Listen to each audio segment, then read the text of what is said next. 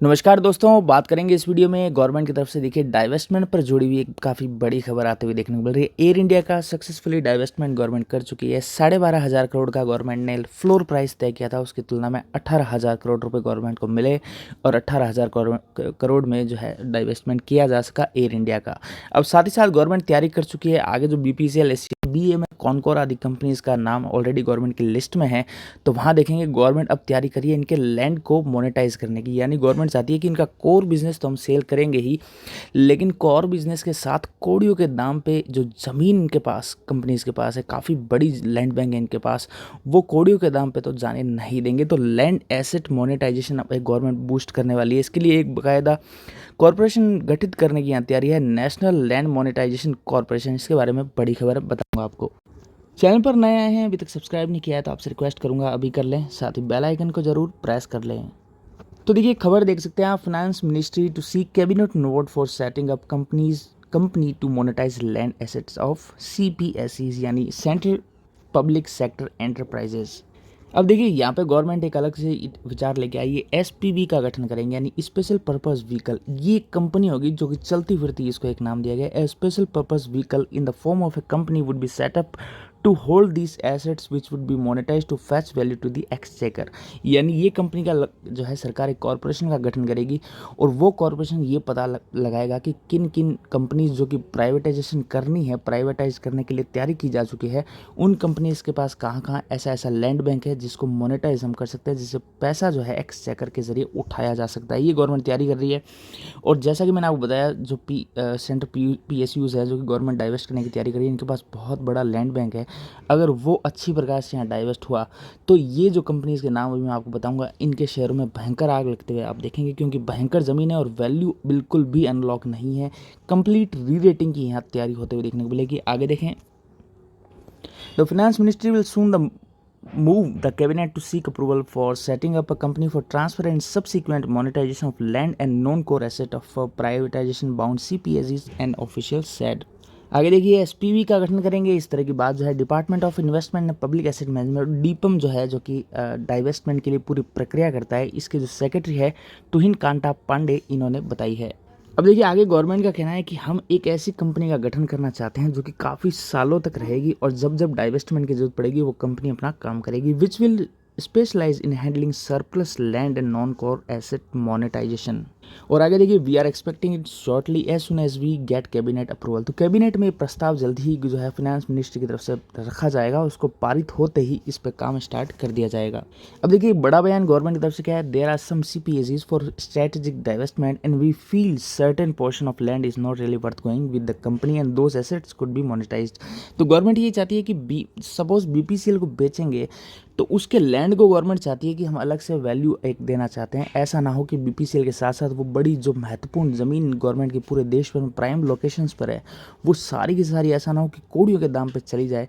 तो उसका भाव भी जो BPCL के शेयर में रिफ्लेक्ट होना इंपॉर्टेंट है। फॉर एग्जांपल BPCL मैंने आपको बताया, इसमें कॉनकोर भी है, SCI, पवन हंस और काफ़ी जो है कंपनीज शामिल है, BEML भी शामिल है, काफ़ी बड़ी लैंड बैंक। BEML भेल के पास भी बाय द वे काफ़ी बड़ी लैंड बैंक है। भेल हालांकि डाइवेस्ट में गवर्नमेंट डाइवेस्ट नहीं करेगी, लेकिन भेल का लैंड मोनेटाइज तो गवर्नमेंट जरूर करेगी, काफ़ी बड़ी ज़मीन उनके पास है। उसके बाद ये कह रहे हैं, कैबिनेट से हमें नोड यानी अनुमति मिलने के बाद the department of public enterprises जो है वो जो है इस पर कार्य स्टार्ट करेगा, will be interested with doing the asset monetization. The government is targeting to conclude strategic sale of BPCL, Shipping Corporation of India, IDBI Bank, BEML, Pawan Hans, Neelanchal Ispat limited this fiscal year. अब आगे इन्होंने बताया कि जैसा कि already government ने budget में announce भी किया था, in these strategic sectors the government will remain only a bare minimum number of PSUs। तो बहुत ही कम कंपनियां ऐसी रहेंगी जो गवर्नमेंट अपने पास रखेगी, सारी की सारी बेचने का इनका प्लान है।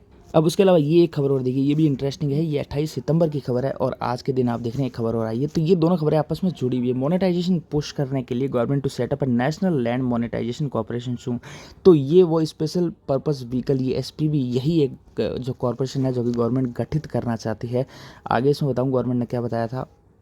To fast track monetization of land and non-core assets of central PSUs, the government may soon set up the National Land Monetization Corporation (LNMC) under the Department of Public Enterprises। तो इसके under में इसका गठन किया जाएगा। आगे देखिए इन्होंने बताया कि NLMC का जो हम गठन करेंगे वो 100% गवर्नमेंट की एक कंपनी होगी with an initial authorise share capital rupees 5,000 crore and a subscribed share capital of 150 crore. तो ये इस तरह की इनकी प्लानिंग है।